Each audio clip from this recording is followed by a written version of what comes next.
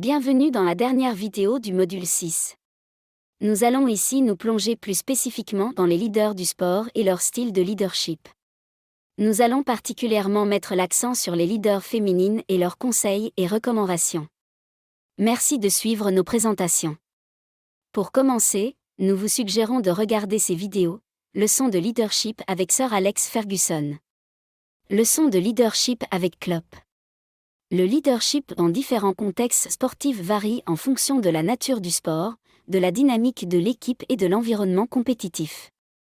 Dans les sports d'équipe tels que le soccer ou le basketball, le leadership implique souvent la prise de décisions stratégiques sur le terrain, la direction du jeu et la motivation des coéquipiers pendant les matchs.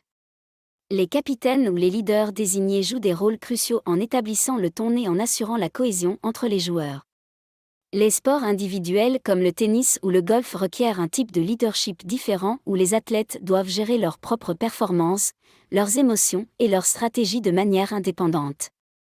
Les entraîneurs dans ces sports fournissent des conseils et une expertise technique, agissant comme des mentors plutôt que des leaders directs sur le terrain de jeu. Dans les sports de combat comme la boxe ou les arts martiaux mixtes, le leadership se manifeste par la résilience, la discipline et l'adaptabilité tactique et combattant sous pression.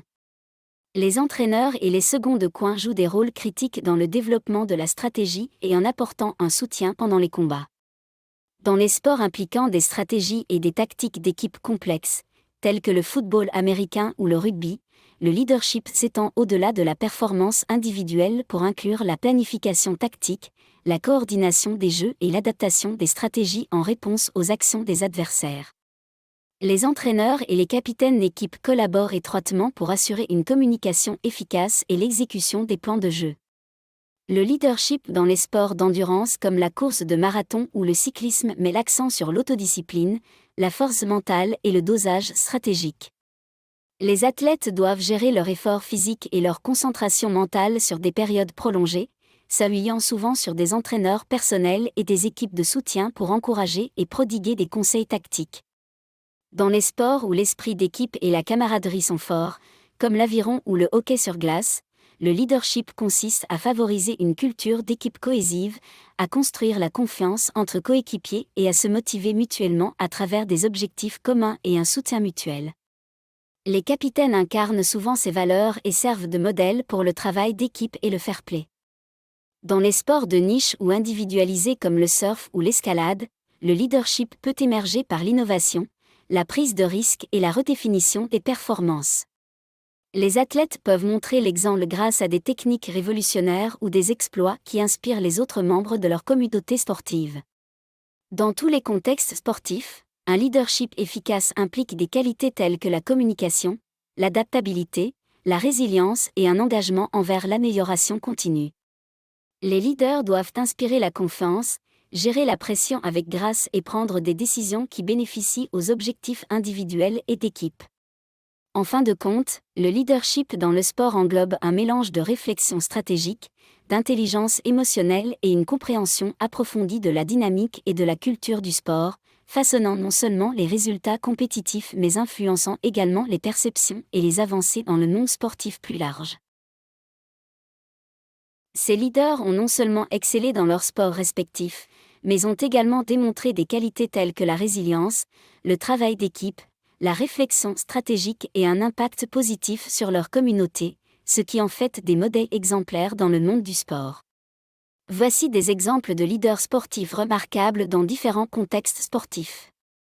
Sir Alex Ferguson, football. Connu pour son mandat en tant que manager de Manchester United, Ferguson a mené le club à de nombreux titres nationaux et internationaux sur une période de 26 ans. Son style de leadership mettait l'accent sur la discipline, la résilience et l'acuité stratégique. Pat Summitt, basketball, en tant qu'entraîneuse principale de l'équipe de basketball des Lady Volunteers de l'Université du Tennessee, Summitt a connu un succès inégalé, remportant 8 championnats NCAA. Connu pour sa détermination farouche, son mentorat et son engagement envers l'excellence sur et hors du terrain.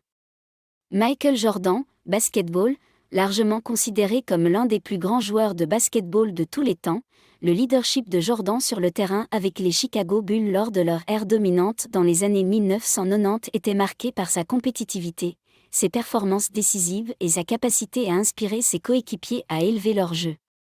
Serena Williams, tennis, une force dominante dans le tennis féminin. Serena Williams a non seulement remporté de nombreux titres du Grand Chelem mais a également démontré son leadership par sa résilience, son esprit sportif et son plaidoyer pour l'égalité et la justice sociale dans le sport.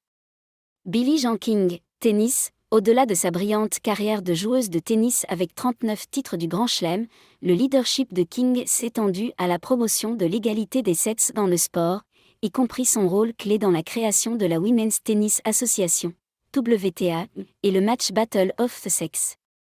LeBron James, basketball, superstar moderne de la NBA, LeBron James a non seulement excellé sur le terrain avec plusieurs championnats mais a également montré son leadership à travers sa philanthropie, son militantisme et ses efforts pour autonomiser les communautés défavorisées par l'éducation et les programmes sociaux.